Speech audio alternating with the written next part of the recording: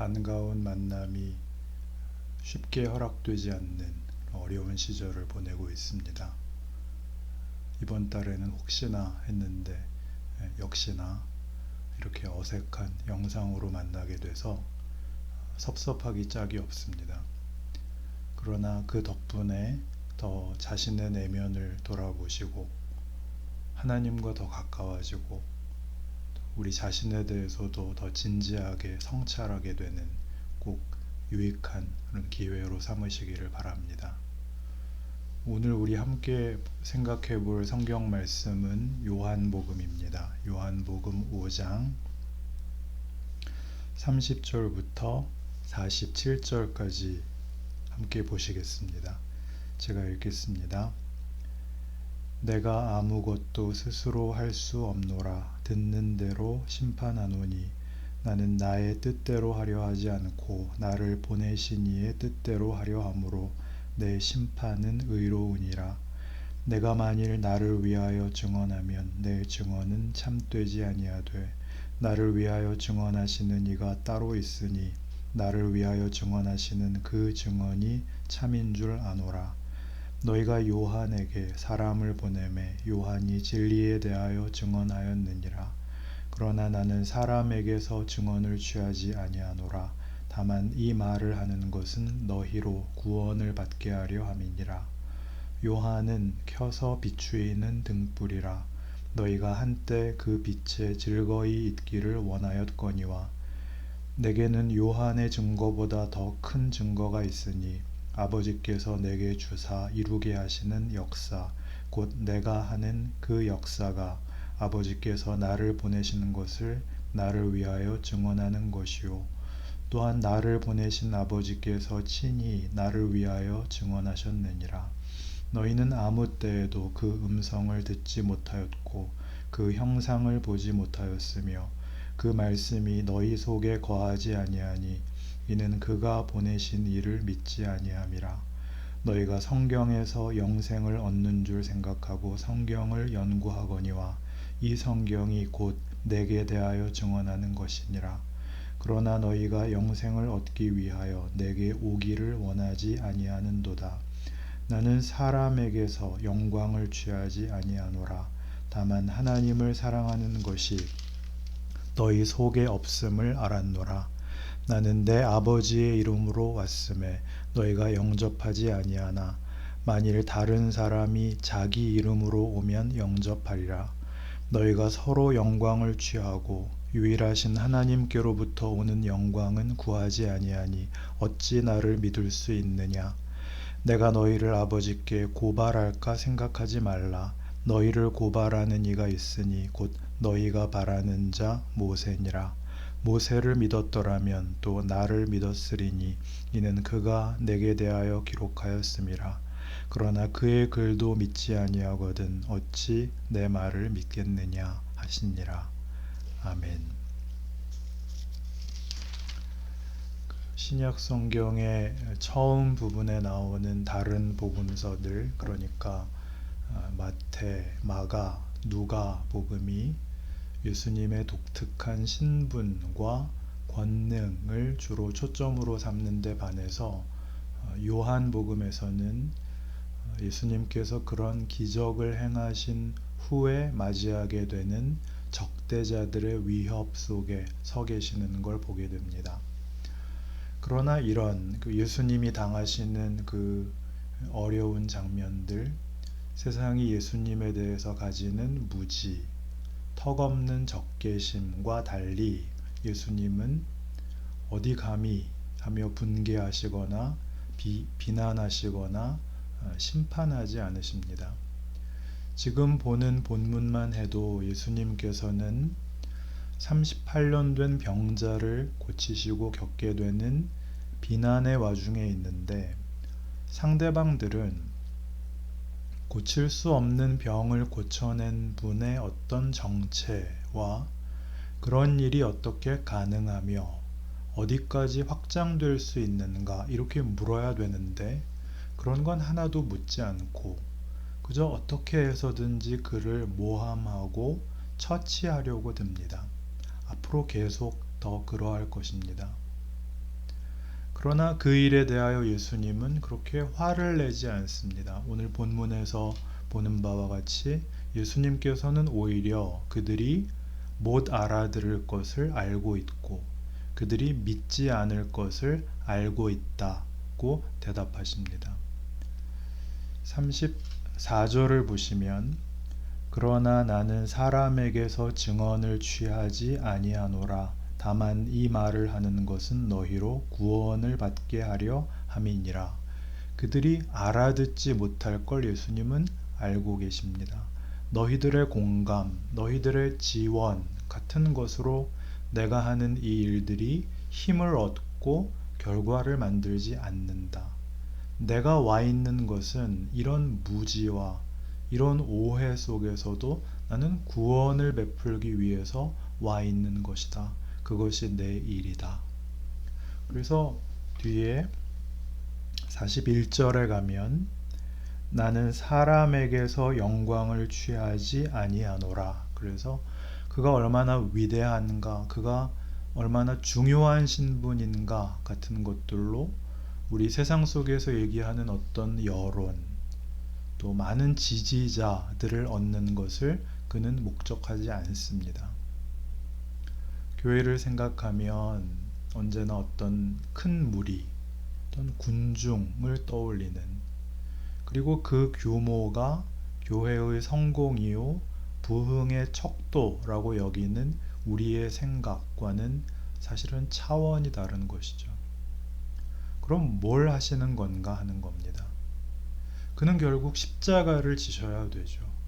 그가 십자가를 져야 우리 죄가 속해지고 우리 영혼이 부활하고 예수님이 누구셨는지 우리가 누구였는지 알게 되고 하는 일들이 비로소 결실될 것입니다. 그렇다면 십자가는 우리가 다 이해할 수 있는데 그럼 앞에 이 긴 시간 성육신이라고 부르는 예수께서 인간의 육신을 입고 이 땅에 오셔서 지내신 생애의 그 앞부분은 무슨 의미가 있는가? 뒤만 하면 되는 걸 왜 이 긴 세월에 걸쳐서 공생애를 걸으시는가? 왜 이 지난한 인생을 사시는가 하는 것이 요한복음이 증언하는 것이고 우리를 깨우치려는 것입니다. 같은 5장 23절을 보시면 주님께서는 이런 성육신의 그 과정과 목적을 이렇게 말씀하십니다. 이는 모든 사람으로 아버지를 공경하는 것 같이 아들을 공경하게 하려 하심이라. 아들을 공경하지 아니하는 자는 그를 보내신 아버지도 공경하지 아니하느니라 그럽니다. 여기 아버지는 하나님 아버지죠. 예수님 당시의 유대인들은 자기들이 하나님을 알고 있다고 생각했고 그리고 하나님을 믿고 있다고 생각을 했는데 하나님이 보내신 아들이 왔다는데 아들은 믿지 않습니다. 그러니까 하나님은 믿으면서도 예수를 믿지 못했다는 것은 저들은 하나님의 하나님 된 표적이 권력일 거라고 생각을 했던 겁니다. 예수님을 믿지 못했던 것은 예수님은 전혀 권력을 취하지 않으셨거든요. 이 요한복음에서도 묘사된 모습을 보면 내내 상대방은 폭력을 쓰지만 예수님은 폭력을 쓰지 않습니다. 예수님은 저들을 감동시킬 마음조차 없어 보입니다. 설득할 마음도 없습니다. 하시려면 하실 수 있었을 텐데. 우리 시대의 사이비, 종교 사기꾼도 많은 사람들의 마음을 어찌됐든 홀려서 재산을 다 바치게 하기도 하고 정치적 선동을 일삼기도 하고 심지어는 이 코로나가 사기라면서 황당한 주장을 믿게 만들기도 했잖아요.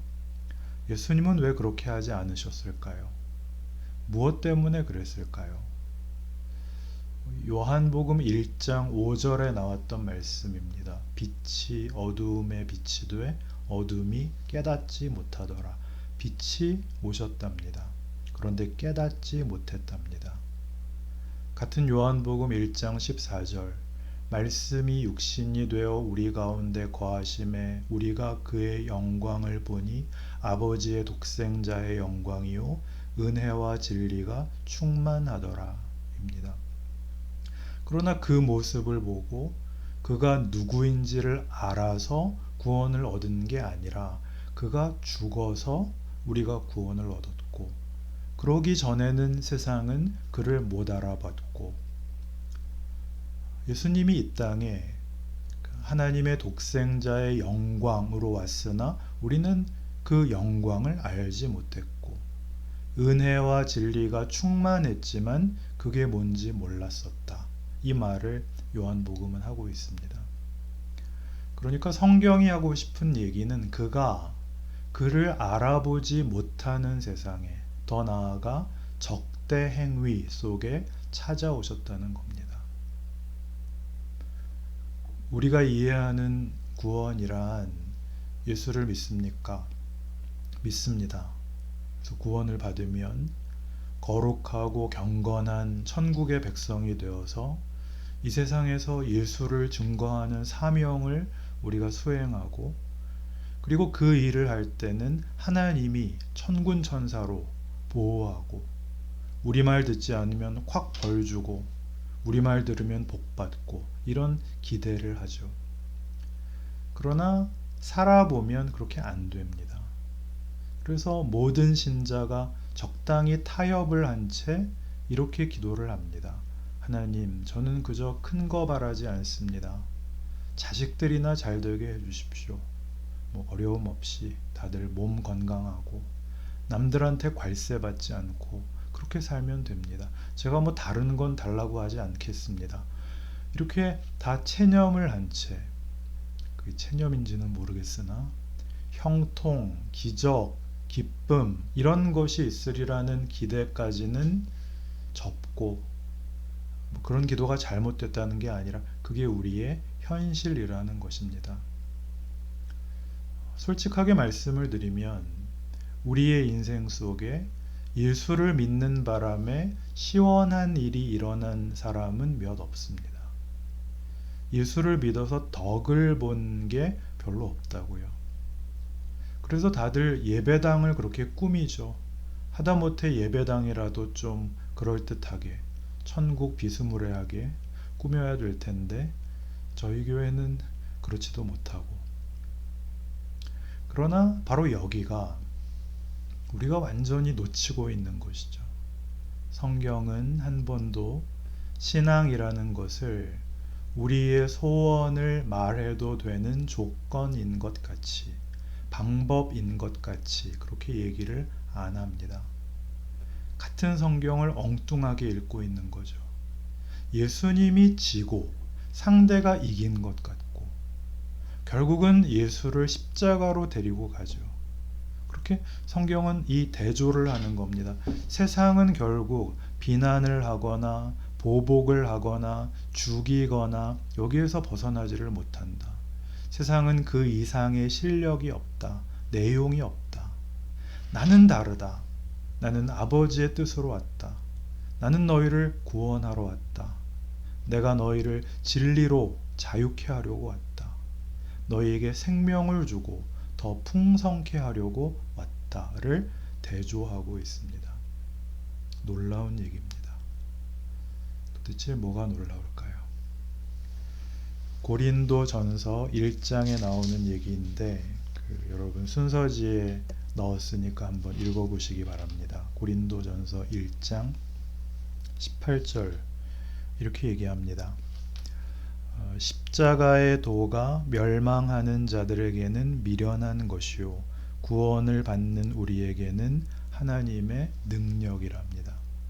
무슨 말인가 하면 세상의 지혜로는 하나님을 이해할 수 없고 세상의 총명으로는 하나님을 믿을 수가 없기 때문에 하나님이 21절에 보면 전도에 미련한 것으로, 전도라는 미련한 방법을 쓰기로 했답니다. 여기서 전도에 미련한 것이란 앞에서 얘기한 세상 지혜와 대비되는 방법, 방법을 말합니다. 세상의 지혜는 뭐냐 하면 논리, 치성, 열심, 권력, 유명세 같은 방법론들입니다. 전도는 왜 여기서 세상 지혜와 대비될까요? 구원은, 믿음은 설득해서 되는 게 아니기 때문입니다. 구원은 논리적으로 설명을 해서 되는 게 아니라 이렇게 믿는 자로 그 삶으로 증거를 전달한답니다. 그걸 여기서는 전도라고 하는 것입니다. 이게 무슨 차이인지 아시겠습니까? 우리는 성경을 얼마나 오해하고 있는지 전도마저도 세상에서 쓰는 효율적인 어떤 방법을 동원해서 사람들을 교회에 많이 끌어모으는 것이라고 착각을 하곤 하는데, 그래서 무슨 전도 훈련을 받아야 되고 전도 프로그램을 만들고 혹은 무슨 똑똑한 말을 많이 하는 것이라고 생각을 하는데, 성경이 이야기하는 전도는 여러분이 세상 사람들하고 똑같은 조건 속에서, 여기서 말하는 조건이란 소원은 많으나 아무것도 받지 못하는 그런 상태에서 세상 사람들이 분노할 수밖에 없는 그 형편에 똑같이 들어가서 우리는 다르게 반응을 하는 것이 성경이 이야기하는 전도의 미련한 것입니다. 그게 하나님의 방법입니다. 무슨 비결을 얘기해서 소원을 풀어내는 게 아니라 답이 없는 인생을 신자는 예수를 믿는다는 이름 때문에 다르게 사는 겁니다. 그러니 전도를 하겠다고, 선교를 하시겠다고 나에게 주어진 이 현실을 등진 채 해외로 나간다? 그건 오해죠. 오해입니다. 물론 특별한 사명을 가지고 그렇게 하는 경우도 있습니다. 그러나 그건 소수이고, 대부분의 신자는 예수님이 그러셨듯이, 예수님이 어떻게 하셨는데요?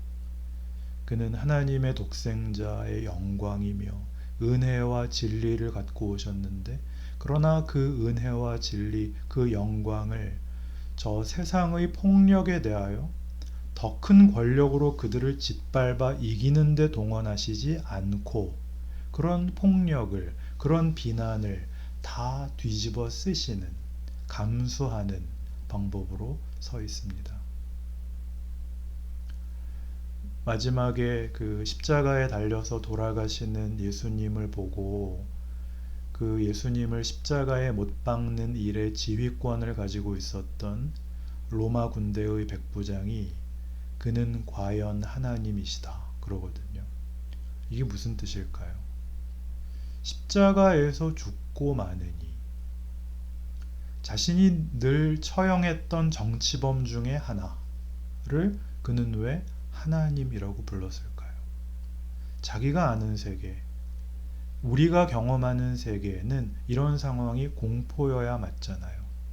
인간에게 십자가란 다 끝장난, 남겨진 것이라고는 공포와 절망밖에 없는 현장이잖아요. 근데 여기 이 사람은 다르잖아요. 이 백부장은 십자가 처형을 집행하는 담당자로서 가장 가까이에서 냉철하게, 객관적으로 십자가를 지고 가시는 예수를 봤겠죠. 다른 예수를 고발한 유대 종교자들이나 정치적 이해득실로 머리를 굴리는 빌라도나 살의로 가득 찬 군중들이나 광기 어린 손으로 채찍을 휘두르는 군병들처럼 흥분하지 않고, 아마 성경이 다 이야기하지 못하는 것들을 그는 보고 느꼈을 거예요. 십자가를 지고 가시는 그분의 호흡, 채찍에 맞을 때의 그 표정, 모든 반응들. 이 사람은 뭐지? 뭐라고 그러는 거야? 아버지여 저들을 사하소서, 내가 다 이루었다. 이건 뭘까? 죽음을 감수하면서도 넉넉한, 이 세상 최고의 권세인 죽음으로도 그를 다 덮어 씌울 수 없는 존재가 자기 눈앞에 여기 십자가에 달려 있잖아요. 과연 그는 하나님이셨다. 이렇게 자기도 모르는 고백이 터져 나오게 되었죠. 여러분, 우리가 인생을 살면서 배우는 것이 있습니다. 세상은 그때나 지금이나 여전히 폭력밖에 행할 것이 없다는 것. 그런데 신자는 그 속에서 이 사망과 비난과 거짓말에 저항을 하고 있는 존재여야 맞습니다. 하나님은 우리 보고 이 인생을 살아내라고 하십니다.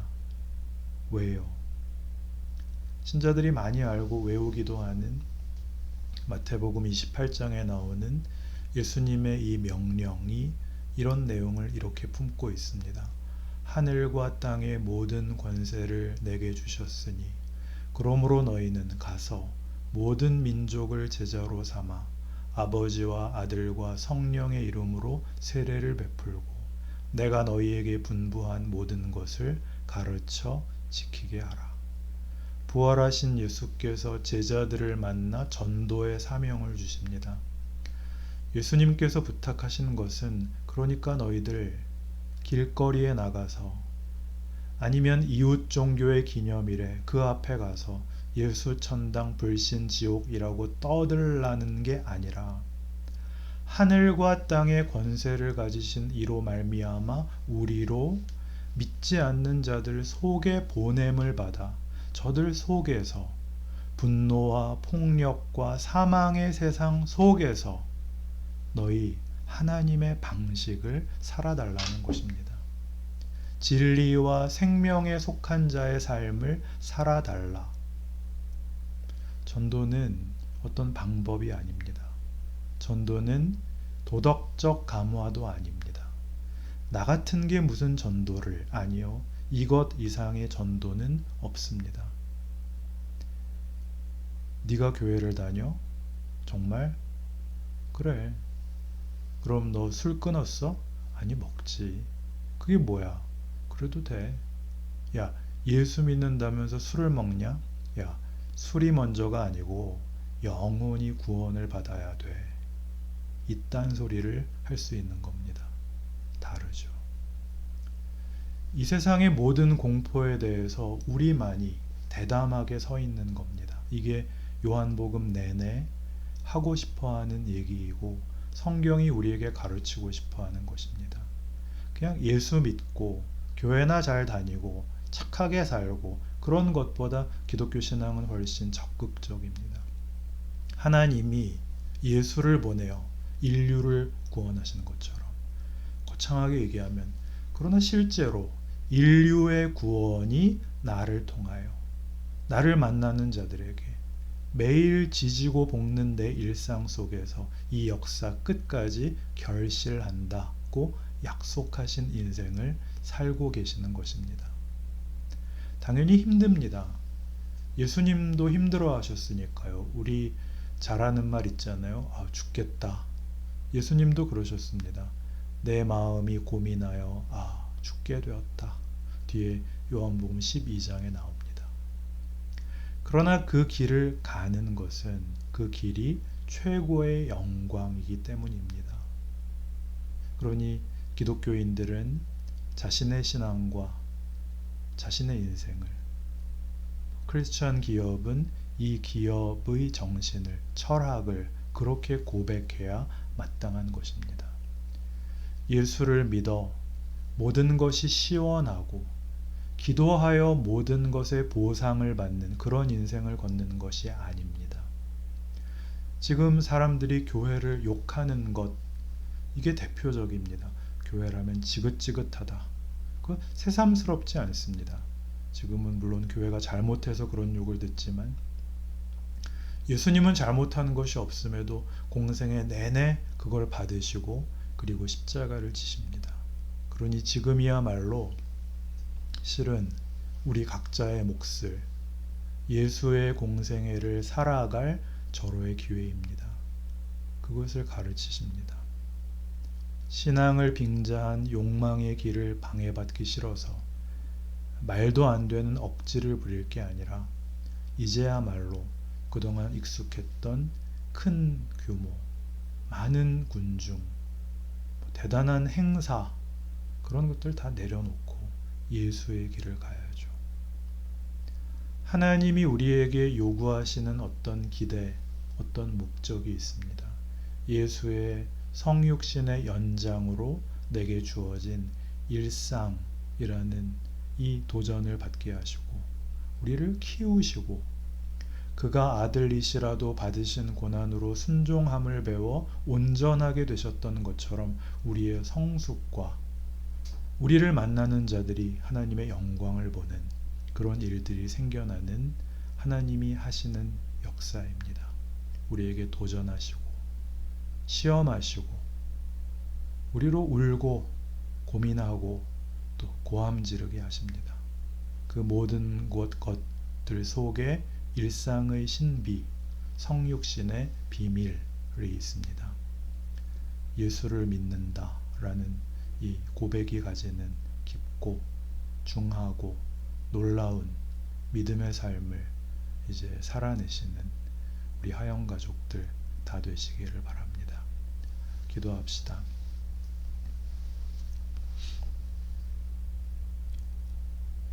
하나님 아버지, 우리의 생애는 비명이나 지르고 도망갈 수 있는 것이 아닙니다. 불평이나 하고 외면할 수 있는 것이 아닙니다. 그것은 다 우리들에게 소중한 시간들입니다. 하나님이 우리에게 모든 것을 해결하라 하지 않으십니다. 네가 아는 것, 네가 배운 것, 주 예수의 생애에서 본 것, 네 생애에 채워라. 네가 하나님의 구원의 손길이 되라, 영광이 되라고 요구하십니다. 아멘으로 대답하게 하여 주시옵소서. 주님이 그대 앞에 계셔서 그대에게 바른 길 보이시기 바랍니다. 주님이 그대 곁에 계셔서 그대를 팔로 껴안아 지키시기 바랍니다. 주님이 그대 뒤에 계셔서 못된 사람들의 나쁜 계획에서 그대를 보전하시기 바랍니다. 주님이 그대 아래에 계셔서 그대가 떨어지면 받아주시고 그대를 덫에서 끄집어내시기 바랍니다. 주님이 그대 안에 계셔서 그대가 슬퍼할 때에 그대를 위로하시기 바랍니다. 주님이 그대 둘레에 계셔서 남들이 그대를 덮칠 때 막아주시기 바랍니다. 주님이 그대 위에 계셔서 그대에게 복 주시기 바랍니다. 이처럼 그대에게 은혜로우신 하나님이 복 주시기 바랍니다. 주 예수 그리스도의 은혜와 하나님의 사랑과 성령의 사귐이 우리 모두와 하나님의 기업 엑소아시아 위에 이분들의 가정 위에 귀한 자녀들 머리 위에 함께 하시기를 간절히 빕니다. 아멘.